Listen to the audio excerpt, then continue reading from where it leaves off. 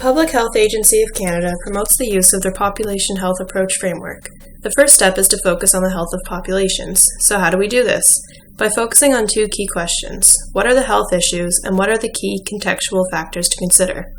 Health issues are determined through indicators such as morbidity and mortality rates. Types of contextual factors include physical environments, socioeconomic factors, and culture.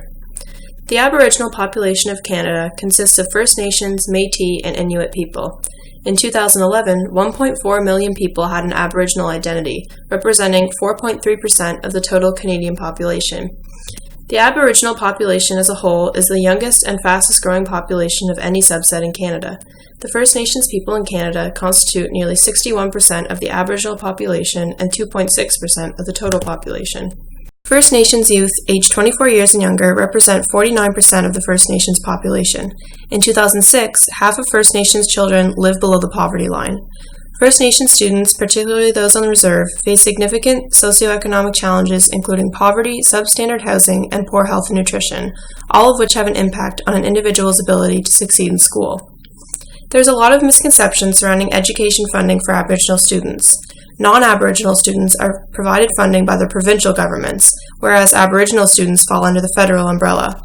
But the federal government only provides funding. There is no system of education in place.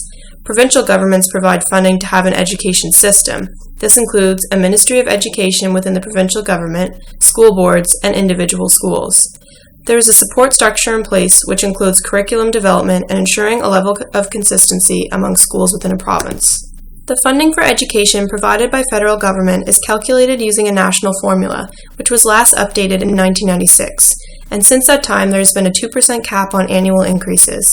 When population increases and inflation are accounted for, current funding levels continue to result in education shortfalls.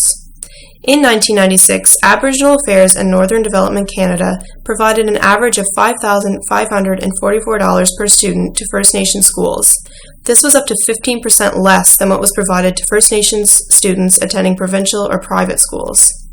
Since 1996, the funding discrepancy has grown to an average of nearly $3,500 less per student attending a First Nations school. This means that nearly 50% more funding is provided to First Nations students attending provincial or private schools than to those attending First Nations schools. As First Nations schools receive significantly less funding per student, teacher salaries are lower and infrastructure is often substandard. 49% of on-reserve schools were found to be in poor condition, needing either major renovations or a complete replacement. First Nations schools receive absolutely no funding for resources such as culture or language classes, science labs, libraries, computer labs, or athletic facilities. The provincial government is not involved and does not cover the difference in funding, yet the federal government mandates that schools on reserves need to meet provincial standards of education. A gross inequity is that the federal government will cover the cost of a First Nations child to attend the provincially run school through tuition arrangements, which is arguably a form of secondary assimilation.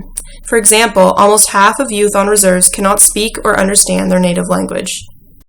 So what is the impact of this for students attending on-reserve schools?